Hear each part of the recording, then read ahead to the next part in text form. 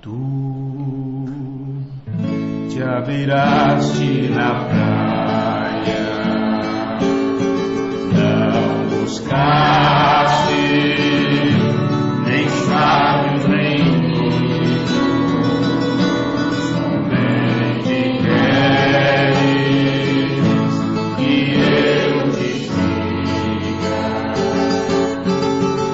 Senhor.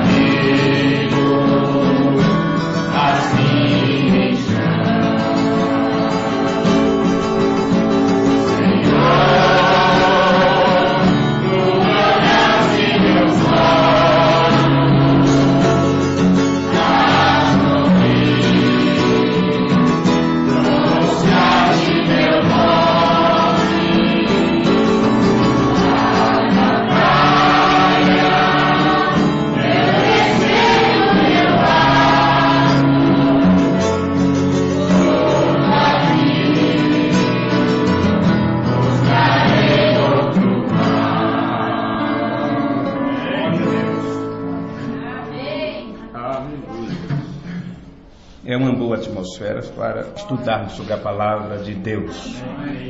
Sem perder nem mais um instante, aproveitando vossas mentes que estão nessa atmosfera tão gostosa de louvor e adoração, vamos falar sobre um dos atributos relativo a Deus sendo maior do que seu filho, deste filho que é obediente ao seu pai, dando-nos o exemplo de como também devemos nos comportar como filho de Deus. Jesus era um filho obediente à vontade de seu pai. E temos então que nos questionarmos se estamos sendo obedientes como Jesus foi. Basta você observar cada coisa que foi dito pelo mensageiro a respeito de vida prática, de como devemos nos comportar, como devem ser nossas atitudes, como é que devemos viver, como devemos vestir, como devemos negociar, como devemos brincar. Como foi que um profeta vindicado por Deus nos ensinou?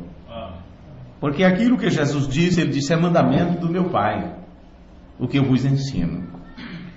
Quando Paulo fez o estabelecimento da doutrina na primeira era, né, da igreja cristã, Paulo disse, eu recebi do Senhor o que estou vos ensinando.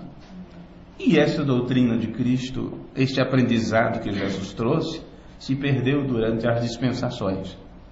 No tempo do fim, isto é restaurado outra vez. E agora, depois de praticamente 2000 anos de história do cristianismo, Deus envia-nos um profeta e ele nos ensina para este tempo o que é certo e o que é errado. O que é andar junto com a multidão, o Maria ou o João vai com uns outros, ou Maria vai com as outras, ou como devemos andar na contramão. As pessoas estão indo, ou todos vindo para o inferno, né, amando este mundo no qual você está, que o inferno está aberto aqui na terra. E enquanto eles estão vindo para o inferno, você está indo para o céu. Amém. Enquanto você está indo, todos estarão rindo de você. Não é? Porque eles são uma grande multidão, são grandes povos, grandes multidões, grandes ajuntamentos. E os que estão indo em direção contrária, dando cotovelada neles, não é? São uma minoria. Uma minoria. E até que ponto você está sendo obediente? Até que ponto você está cumprindo com o que foi exigido? É como um dos exemplos que vocês veem quando nós convidamos o irmão Nilton para cantar, para nos ajudar com os louvores, não é? Então, claro, ele tinha a sua ideia, tinha o seu jeito, tinha a sua maneira de fazer, tinha a sua forma de apresentar, da forma que ele via outras pessoas fazerem. E o que fizemos? Não necessitou ensiná-los, faça assim, assim, assim. Apenas peguei a ordem da igreja e coloquei na mão dele, certo? E disse, o irmão olhar como o irmão Brando nos ensinou e seguir a ordem da igreja, será um bom líder de cântico, não é? Porque cumprirá o que está estabelecido como ordem. E o profeta de Deus disse, se não cumprirmos a ordem que o Espírito Santo deixou estabelecido para a igreja, disse, o Espírito Santo se vai, porque ele não é de confusão, Deus é um Deus ordenado, né? Ou ele gosta que as coisas sejam feitas em ordem, né? Com ordem, com decência, com cuidado. E quando você faz de acordo com a ordem, você está sendo obediente, você está obedecendo. Agora, eu disse para vocês em outro culto passado a respeito da pergunta que uma irmã nos fez quando encerrou em um determinado lugar uma reunião e essa pessoa do outro lado obteve acesso às fotos, né, ou algumas fotos daquele ajuntamento de irmãos. E aquela irmã de outro país, quando viu aquelas fotos, nos perguntou se aquelas pessoas eram visitantes. Todas essas irmãs são visitantes aí nesse tabernáculo? Ou são novas convertidas? Não, são irmãs já há muito tempo. É porque aí se veste muito diferente daqui. Em outras palavras, o que conhecemos como obediência àquilo que um profeta disse, de acordo com os moldes bíblicos, vocês aí não estão cumprindo. Foi só o que essa pessoa quis nos dizer, foi isto.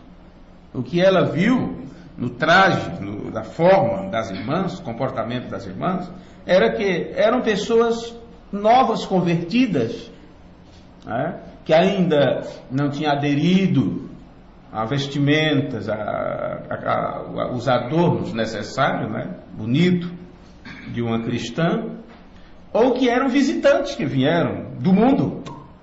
Agora isto, sendo comparado com o povo da mensagem, é uma vergonha, é uma vergonha. E isso não é falta de ensino, não é falta de se pregar, não é porque você não conhece. O certo é que as pessoas realmente elas vão relaxando.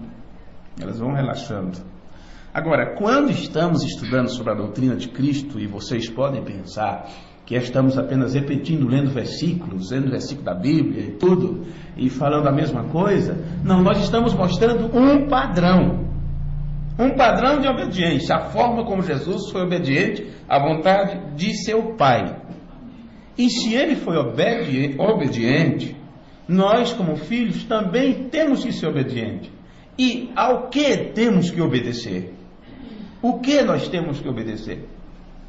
Ora, as regras, os nossos deveres, foi colocado diante de nós há muito tempo. Foi colocado diante de Israel 10 mandamentos, os 10 mandamentos da lei de Deus. Então é só 10.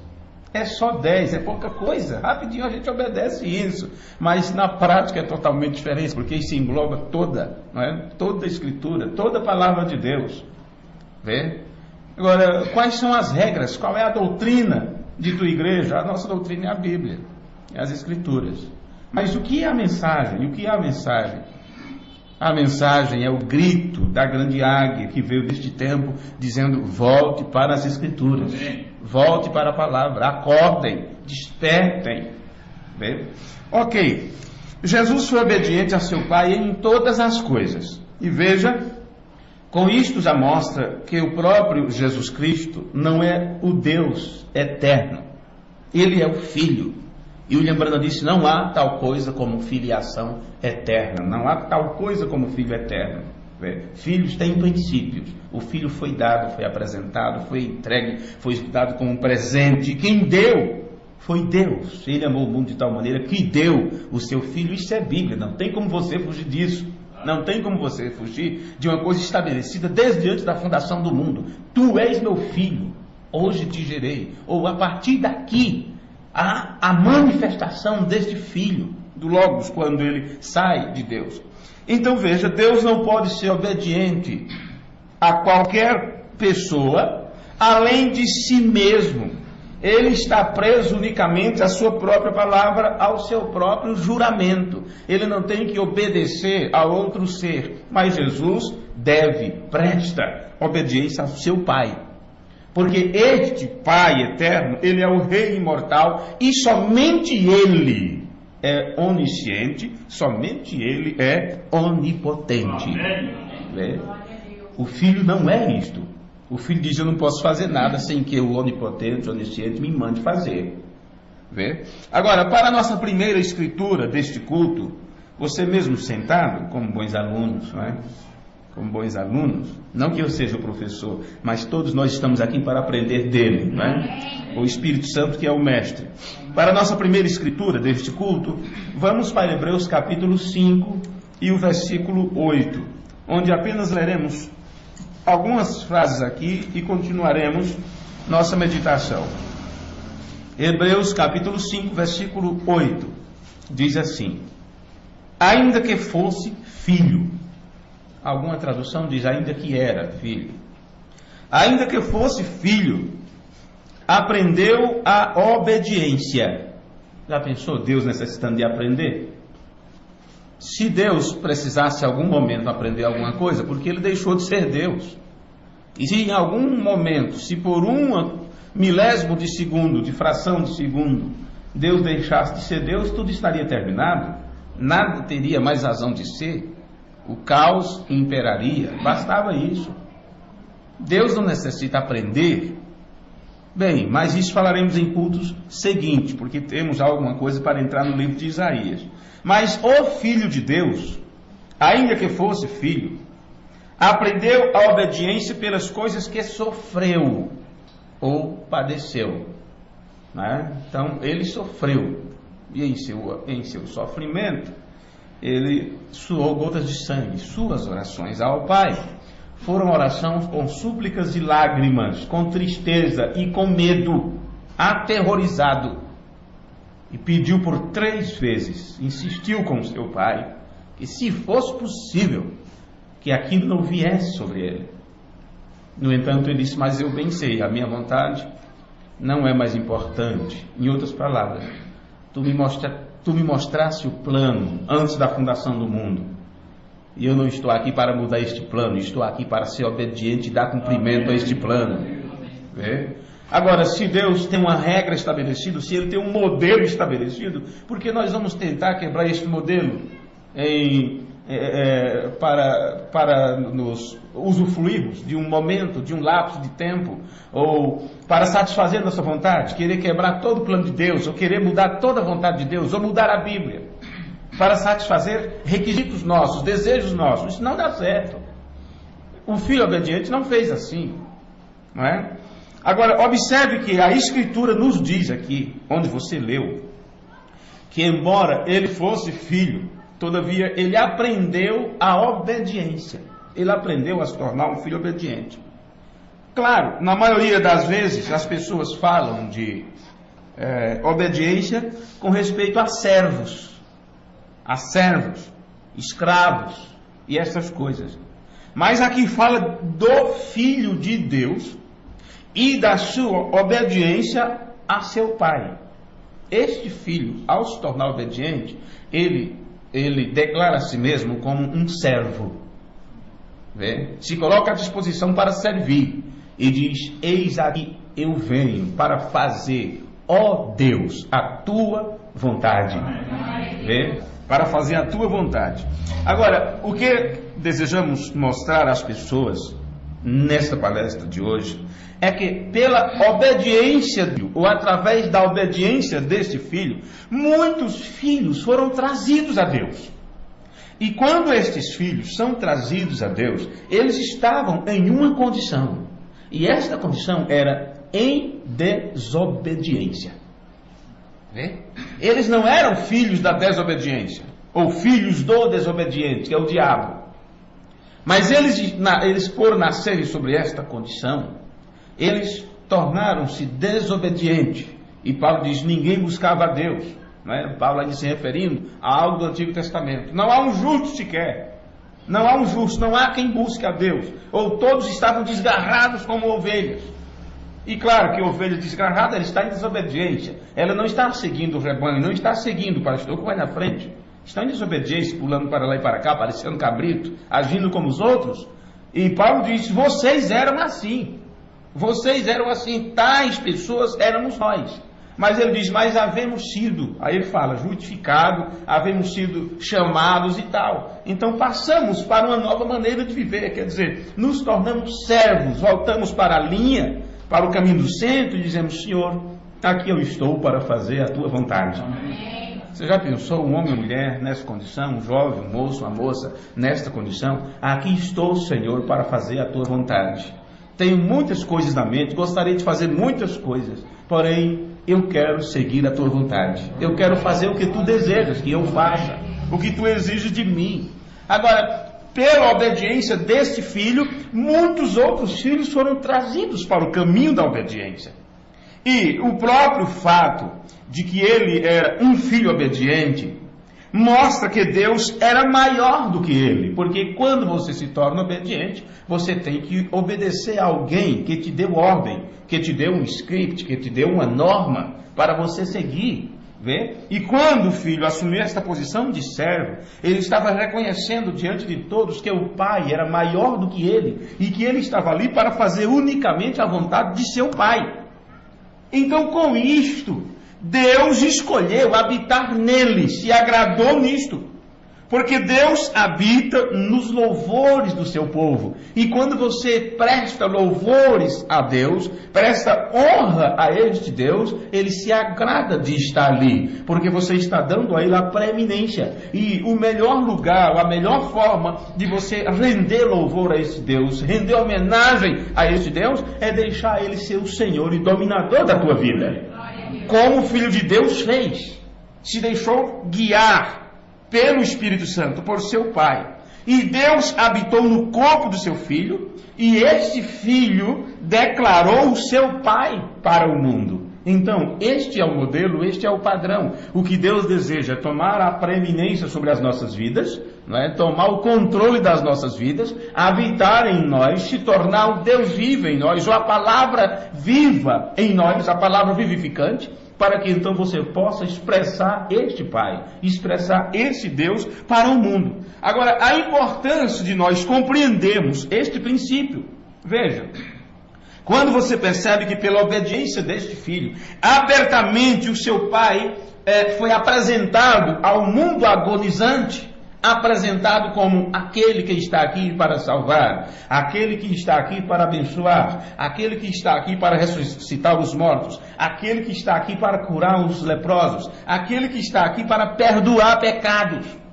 Então, quando Jesus Cristo deixou Deus assumir o controle sobre a sua vida, Ele estava, através do seu corpo, apresentando o único que pode ajudar, o único que pode resolver a situação, ser expressado, apresentado para as pessoas. E Ele mesmo rogava, implorava, pedia a esse Deus que o podia livrar da morte, mostrando para nós que em momentos de angústia e de necessidade, nós não podemos recorrer a outro ser, a não ser a esse Deus Pai, que é o poderoso, não é? Acima de tudo, acima de todas as coisas. Então, este é o bom, o gostoso de você aprender sobre a doutrina de Cristo, desse relacionamento entre Jesus e seu Pai, é porque você aprende como deve ser o teu comportamento, como deve ser a tua vida também. Isto é a prática da vida cristã. Isso é a prática do Evangelho. Essa é a prática do novo nascimento. É você aprender a sair do caminho e deixar Deus tomar o controle da situação. Agora, Deus habitou no corpo de seu Filho. Ele abertamente manifestou o seu Pai a este mundo agonizante. E a importância de compreender este princípio, de que Jesus era um filho obediente, é que ele é o modelo para todos os demais filhos. Você então tem ele como modelo. Você não vai pegar Paulo como modelo, apesar de que ele disse ser dos imitadores. Vê? Você não vai pegar o lembrando como modelo, e ele disse: é melhor você não me seguir, porque eu peco todos os dias, por atos, palavras e pensamentos. Vê? Mas as pessoas gostam de pegar homens como modelo. No entanto, só temos um modelo, só temos um padrão, e este é Jesus Cristo. Porque este em tudo foi tentado, mas sem pecar. Agora, uma vez que você tem Jesus como modelo, você então não se decepciona com quem quer que seja, porque você não está tomando o irmão como modelo, a irmã como modelo, o pastor como modelo, o diácono como modelo, o vizinho como modelo. Então esse vizinho pode cair aos pedaços, pode ir para o inferno, você não está nem aí, porque o teu modelo é Jesus Cristo. Não é porque fulano pecou, fulano falhou, fulano se desviou, não é porque o irmão fulano ou irmã ciclano está fora da palavra, está fora das escrituras, que isto vai te deixar para baixo, vai te fazer, ou vai te levar a fazer a mesma coisa, ou vai influenciar você a ser tão desobediente como aquela outra pessoa. Não, senhor. O teu modelo sempre é, sempre foi, sempre será Jesus Cristo.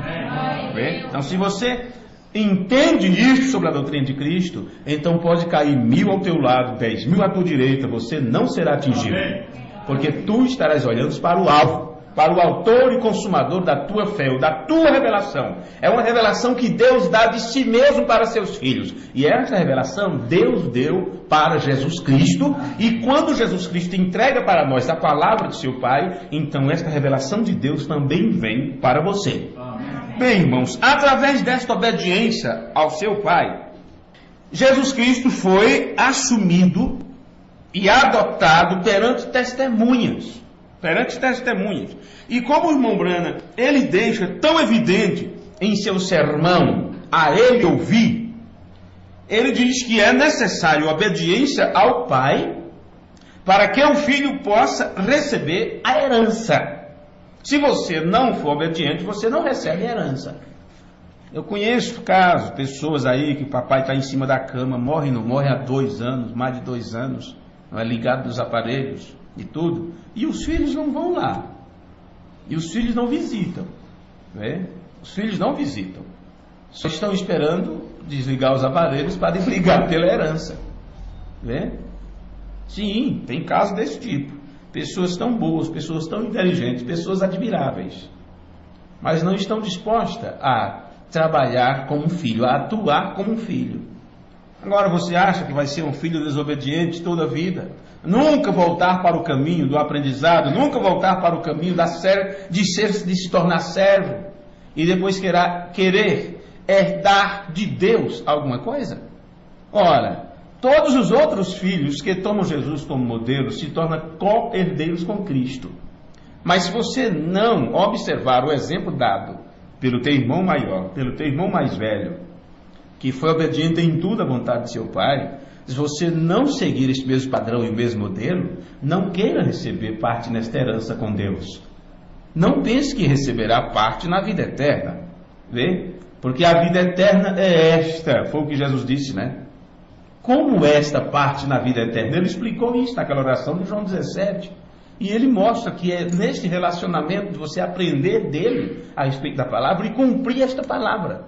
E honrar a este Deus como o único Senhor. E a vida eterna é esta, né?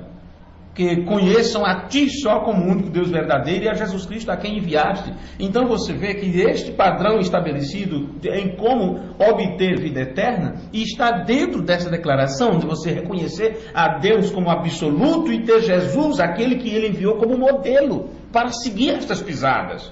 Não tem como você fugir disto. E embora você possa ser um filho de Deus, uma filha de Deus, se não é um filho obediente, não receberá nenhuma herança, a menos que você se torne um filho obediente. Por isso eu disse no início, o que é se tornar obediente?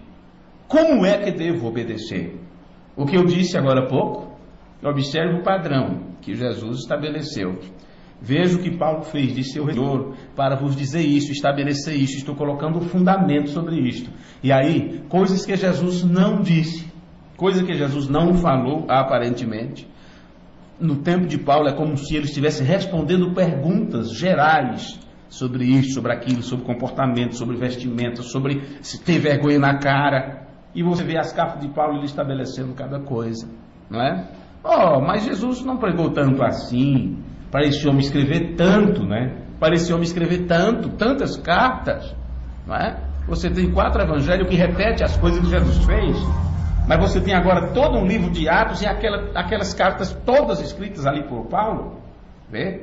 Colocando regras, mostrando placas, onde tem a curva, onde é muito alto, muito baixo, onde tem despenhadeiro.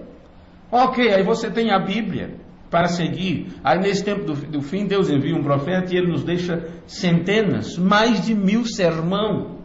Vê como setas indicativas, nos levando de volta para a palavra, nos ensinando como voltar àquele mesmo modelo estabelecido por Deus através de seu Filho. Veja. Agora, no sermão Nas Asas de uma Pomba Branca, parágrafo 38, seguindo os parágrafos originais no inglês. Se alguém tiver essa mensagem e for olhar traduzido para o português do espanhol anos atrás, o parágrafo pode não bater, mas com certeza as palavras você vai encontrar lá. Nas Asas de uma Pomba, do dia 28 de 11 de 65, parágrafo 38. Também usada em Mateus 3,16, novamente quando a ira de Deus estava sobre a terra, e não havia nenhuma maneira, o mais escuro da noite, meia-noite, as igrejas haviam deixado as coisas em tal deformação, até que não houvesse jeito de sair dela. E havia os falsos mestres, todos os tipos de coisas chegando, todos os tipos de profissões chegando. Mas Deus usou uma pomba novamente, e isto agradou a ele. Seu filho Jesus lhe havia agradado tanto que ele o identificou. Amém. Veja o que é que Mombrando está dizendo aqui. Que o Filho de Deus agradou tanto a esse Deus que Deus o identificou. Agora, eles não podiam crer que este bebê que nasceu ali naquele estábulo, em uma manjedoura de feno, perante o seu pai e sua mãe, fossem supostamente casados, né? Eles não podiam imaginar Deus usando qualquer coisa assim. Então ele teve que ser identificado com o mundo. E naquele dia, lá no Rio, quando ele desceu para provar a si mesmo a obra-prima de Deus, como falei esta manhã, quando ele foi obediente para andar na água. Então, vocês lembram quando Jesus caminhou para João? João diz: quem sou eu para te batizar? Não sou digno disso. Tu que deverias vir e me batizar, não eu a ti. Ó. Jesus disse: olha, nós conhecemos as Escrituras, tem uma regra estabelecida, isso não pode ser quebrado, convém cumprirmos, né? Temos que cumprir a lei, temos que cumprir o que está estabelecido para o sacrifício. O sacrifício tem que ser lavado antes, o cordeiro tinha que ser lavado antes de ser sacrificado. Então você percebe que ele foi ao Jordão em obediência ao mandado do Pai, cumprir do mesmo jeito que ele sabia que seu Pai estabeleceu. Irmão Branham está dizendo, quando ele foi obediente para andar na água, para caminhar ali e para o batismo, irmão Branham está dizendo que Deus então veio e o identificou. E ele diz, do jeito que eu preguei de manhã, quando entreguei a mensagem, a obra-prima. Vê? O que aconteceu com aquele filho? Ele estava em obediência. E em obediência, Deus o identifica como, é este meu filho. Amém. Eu me comprazo nele, eu habito nele, eu falo através dele, eu vivo, não é? Eu moro nele. No sermão, o que são visões? Parágrafo 44. Agora, ele ficou fraco disto. Mas agora, quando Deus quis usar o seu dom, Cristo, e ele tomou Cristo e disse... Então observe que estamos repetindo o parágrafo de 5 cultos atrás, aproximadamente. Mas como o assunto agora é sobre este filho que é obediente, como modelo para nós, então convém a gente lembrar outra vez desta mesma citação do irmão Branham. O que são visões? Parágrafo 44. Quando Deus quis usar o seu dom, Cristo, ele tomou Cristo e disse, agora espere. Eu só posso entender Jesus parando então ali, esperando. O que é que Deus ia mandar ele fazer depois disso? Deixe esta casa. E eu só posso entender Jesus agora deixando aquela casa, despedindo as pessoas e saindo dali. Vá embora e saia por 4 dias. Então durante 4 dias não adiantava alguém dizer volta, ou alguém, olha, mandar chamar o gente porque Lázaro está doente. Mas o pai diz, sai por 4 dias. Isso é o irmão Branham explicando como é que Deus trabalha através do seu vaso, através de visão. E Jesus fazia tudo através de visão. Deus mostrava e ele então fazia. Vocês sabem a história daquele doente que não podia entrar no poço. Jesus toma a tua cama, levanta, sai daí. E disseram, por que os outros também não são curados? Porque somente um. Foi quando ele disse, eu não posso fazer nada, meu amigo, se Deus não mostrar. Em outras palavras, meu papai disse, vá lá e busque aquele. Esqueça os outros. Busque somente aquele. Visão. Era assim que o Filho de Deus trabalhava. Então vejam, o irmão Branham explicando por que Jesus saiu dali, por que ele não voltou antes e tudo. Olha, espere, deixe esta casa e vá embora e saia por 4 dias. E eles vão enviar por ti, quer dizer, vão enviar pessoas para te chamar, né? Mas não vá, porque Lázaro irá morrer. E no 4º dia, volte. Tu encontrarás uma pedra sobre a sepultura. Eu receberei glória para mim mesmo. E eu quero que os faça tirar a pedra. E em seguida fale. E quando falar o nome de Lázaro, ele sairá. Eu achei isso tão perfeita, essa explicação do irmão Branham, né? Mostrando como era que o pai trabalhava com seu filho, em seu filho, através de seu filho. Aí ele diz, Jesus, em obediência ao Pai, não fez nada. Ele disse, até que o Pai lhe mostrasse primeiro em uma visão. A Bíblia diz isto. Quantos leram esta manhã, desde que estivemos falando sobre isto? João 5,19. Sim, Senhor. Jesus disse, eu não faço coisa alguma, até que o Pai me mostre. Sim, Senhor. Jesus disse, eu não faço coisa alguma sem que o Pai me mostre primeiro. Então eu faço o que Ele me diz. Amém. Vamos agora agir de qual forma? Somos filhos de Deus ou não? Porque se somos filhos de Deus, nós temos que ter Jesus como nosso exemplo. E olha isso aqui, olha. Eu faço o que Deus me diz. Eu não faço coisa alguma até que o Pai me mostre primeiro. Então eu faço o que Ele me diz. Agora, o que você está esperando Deus dizer para você? O que estamos esperando Deus dizer para nós? Que nos envergonhe em público? Que alguém nos aponte o dedo e diga, você não é crente coisa nenhuma? Você não é diferente deles? Estamos esperando isto? Você acha que Deus fará isso com seus filhos? Para poder seus filhos se tornarem obedientes? Não. Estes filhos seguirão a liderança do Espírito. Amém. Não é por força, nem por violência, mas pelo meu Espírito. Estes filhos reconhecerão o chamado do Espírito ao tipo de caminho que o Espírito Santo quer que estes filhos caminhem. Agora, uma vez que você está no caminho, então sim, Deus se agrada de vindicar este filho, de dizer: este é meu filho amado, ele está em obediência à minha palavra. Veja, mas talvez estejamos esperando o momento de sermos envergonhados, de sermos chamados, não é, a atenção para poder obedecermos. Jesus não precisou ninguém chamar a atenção dele para ele obedecer. Ninguém precisou dizer a ele, quando jovenzinho, que um lugar bom de estar era na igreja. Ninguém precisou obrigar a ele, um garotinho de 12 anos, poderia estar brincando com os outros meninos, era próprio da idade, poderia estar brincando de bolinha de gude, se estivesse naquela época, né? Mas ok, não poderia ter das de hoje, mas poderia ter de argila, né? As bolinhas de gude, né? Poderia estar brincando com um pinhão feito de madeira, que o pai era carpinteiro e tudo, com os outros meninos, não é?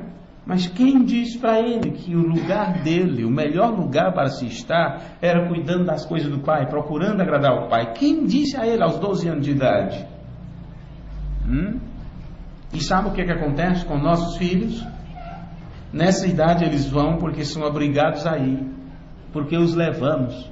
Mas a partir do momento que eles acham que podem viver por si mesmos, eles não colocam os pés mais na igreja. Pagarão muito caro quando der aquele vazio no estômago, na boca do estômago, quando vê que não encontrarão terra sobre os seus pés, ouvindo a sentença: apartai-vos de mim, deixaste passar a oportunidade, provaste que não és filho obediente, provaste que és do lado da desobediência, lutaste contra mim, teu lugar é no lago de fogo, porque enquanto estiveste na terra agradaste ao pai da mentira.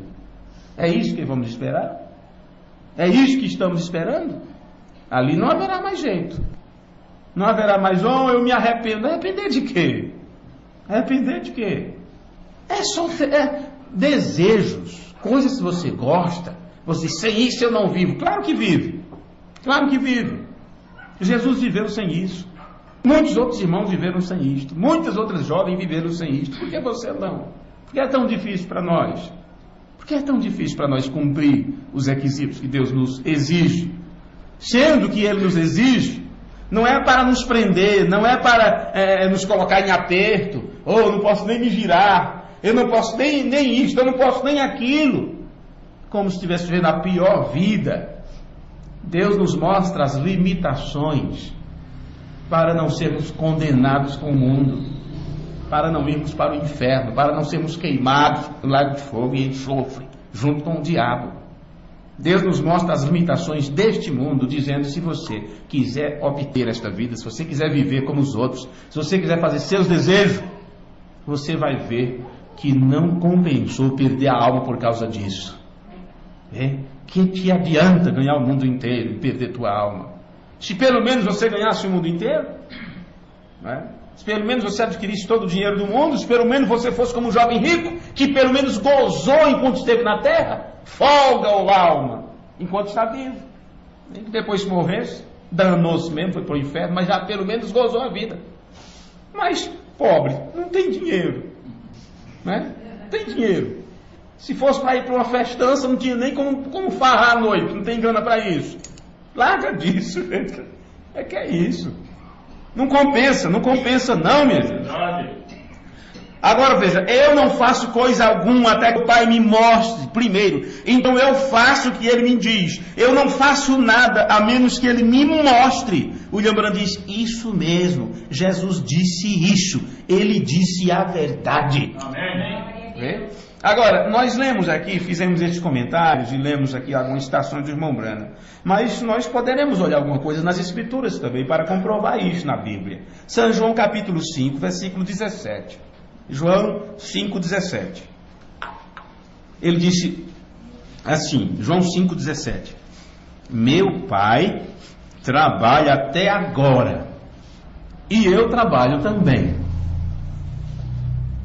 E interessante, antes você não sabia disso. Pelo menos eu não sabia.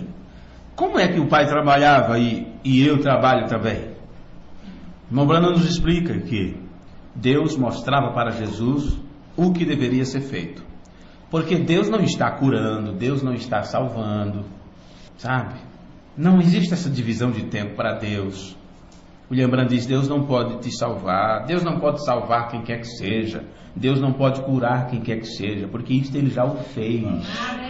Deus já curou, Deus já salvou. Quando você vai obter sua cura, quando você vai obter sua salvação, depende do teu aprendizado, depende da época que tu vive, mas Deus já fez tudo isso. Então, o que Jesus via? Jesus via no mundo invisível espiritual o que Deus estabeleceu. E Deus mostrava para ele como aquilo aconteceria no momento, no tempo do cumprimento, ou da necessidade daquela pessoa, ou de quando a pessoa buscasse aquela ajuda que está em Deus. Está tudo ali. Olha, está lá, você vai buscar quando? Está aqui, mas tem uma forma de você obter isto. Quando é que você vai chegar até isto? Pedi e dá-se-vos-á. Está ali já, tudo pronto. Então, Jesus Cristo via isso no mundo invisível, por visão, como Deus estabeleceu. Então ele ia e dava cumprimento àquilo. Aquilo se materializava através de sua palavra. E irmão Branham mostrou como acontecia isso em seu ministério. Era dessa forma. Vê? Agora, versículo 19 de João 5. Mas Jesus respondeu e disse: na verdade, em verdade vos digo, o filho por si mesmo não pode fazer coisa alguma, senão o que vir fazer o Pai. Porque tudo quanto ele faz, também o filho o faz igualmente. Não é que o filho está imitando o pai. Vou ver como é que o pai pega o cabo da enxada para eu pegar também. Não é dessa forma. É o que Deus estabeleceu, porque é ele quem faz, ele é quem realiza. Ele mostrava para seu filho o modelo, a forma que ele tinha que fazer. Como o irmão Branham explicou no outro sermão, o que são visões. Jesus na casa de Lázaro, por ali, sai daqui, passa 4 dias fora e tudo, depois vem, vai ter uma pedra dentro do sepulcro, você não mexa na pedra, peça para eles tirarem, não é? Eles próprios terão que sentir o fedor lá de dentro, né? Senão vai ser muita mágica, né? Muita mágica. Jesus fazendo um gesto lá e a pedra saindo dali de tá. Não, eles colocaram a pedra, eles sabem como está lá dentro. Eles colocaram o corpo lá todo enfaixado, eles colocaram a pedra para tapar tudo, já tem 4 dias, já está podre, está apodrecendo. Então eles que tirem a pedra, para eles sentir a coisa dentro. Depois que a pedra estiver tirada, você apenas fale a palavra, chame-o pelo nome e Lázaro vai vir de lá de dentro, não é? Quer dizer, a comunicação, a vida, minhas palavras são espírito e vida. A palavra de Deus a ser pronunciada, Lázaro sai para fora. Aquilo fez com que a corrente sanguínea de Lázaro começasse a funcionar, todas as células foram vivificadas, tudo que tinha parado voltou a acontecer. Aonde estava a alma? Onde estava o espírito? Já estava bem longe. Mas Deus, que é o Pai dos Espíritos, Deus do qual procede a alma de todos os filhos, que são atributos de Deus, Deus sabia o caminho de volta, como voltar tudo aquilo para o corpo. E aquilo foi num lapso de tempo. Não sei quantos segundos durou, quantos minutos deu todo esse acontecimento, as pessoas ali dentro da sepultura. Não sei quanto tempo passou aquilo. Mas Jesus só disse: Lázaro, sai para fora. E esperaram aquele camarada vir lá todo se arrastando, né?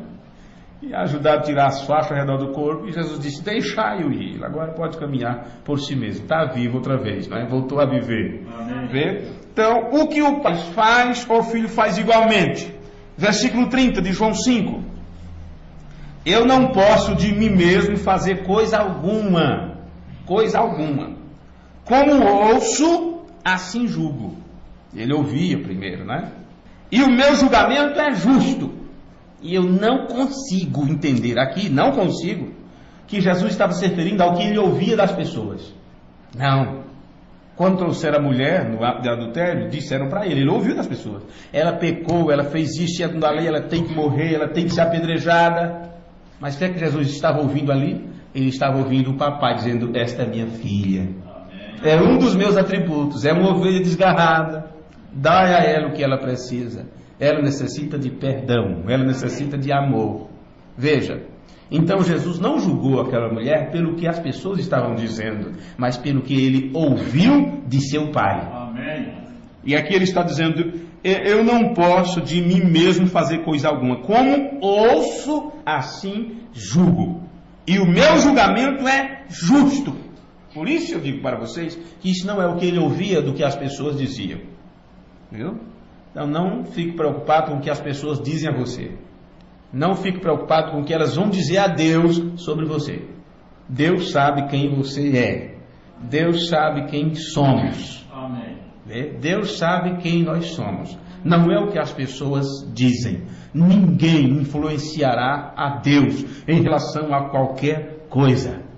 Se as pessoas não conseguem dobrar seus joelhos para orar por você, para interceder por você, se elas não conseguirem fazer isto, então falar mal de você para Deus ou para quem quer que seja, isso não vai de forma nenhuma te atrapalhar. Deus sabe quem você é. E por isso muitos ficarão surpresos naquele dia, quando pessoas que achavam que não iam, estarão lá como reis e rainhas.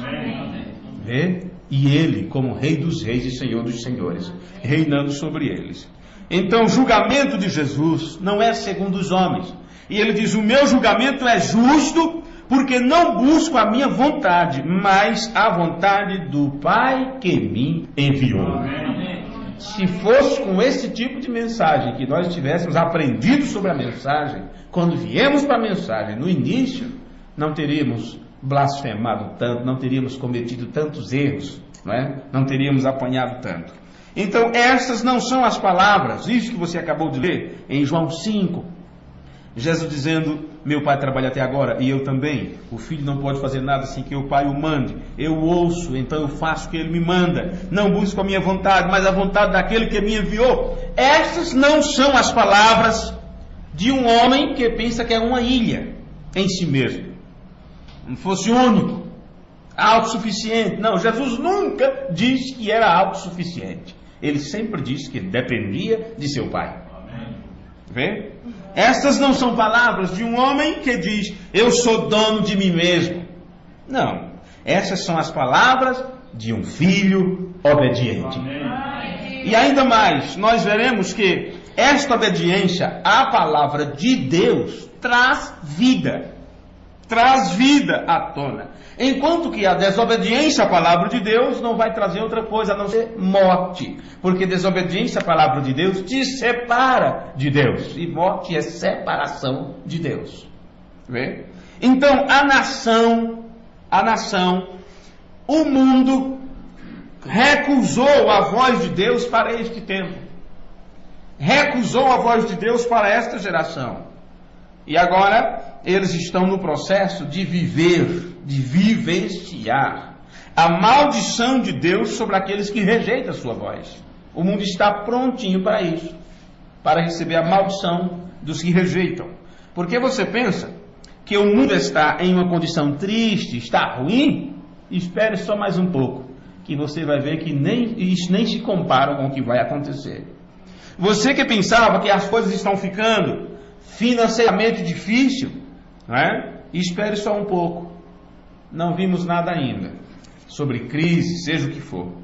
A destruição total está a caminho. E não há nada que possa parar essa destruição. Não há nada que possa barrar a maldição que está para cair sobre esta terra. Vê? E isso é para que o mundo se arrependa e volte à voz de Deus. Mas você pensa que eles farão isto? Vocês pensam que eles se arrependerão? É dito nas escrituras, dê-lhe um tempo, pedi que se arrependessem, mas eles se tornaram piores, eles blasfemaram ainda mais. Por causa da desobediência, então é morto a terça parte dos homens. Por causa da desobediência, então o mar golpeia, tsunami para todos os lugares. Por causa da desobediência, terremotos que destrói centenas e milhares, e assim vai. E os que restam vivem, e os que escapam disto, eles se arrependem?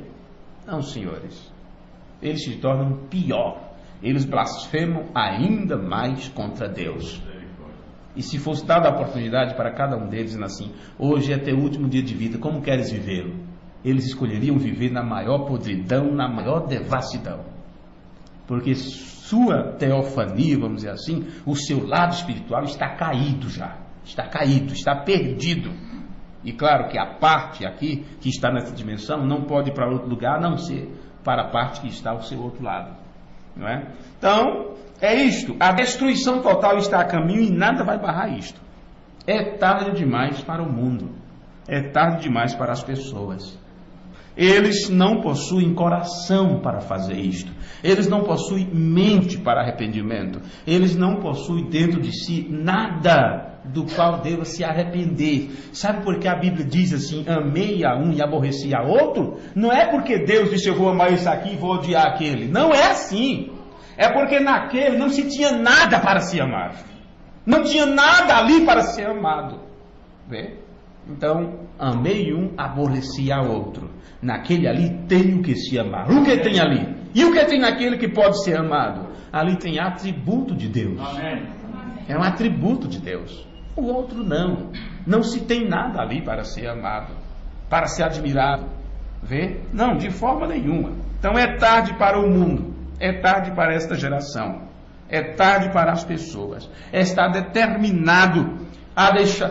Nós estamos, vamos dizer assim, Deus está determinado a deixar esta terra muito em breve, porque Ele desceu a esta terra nesse tempo do fim para manifestar a sua presença, manifestar a sua glória, que é a sua doxa, a sua avaliação, o seu julgamento, vê? Mas está determinado que Ele deixará esta terra em breve.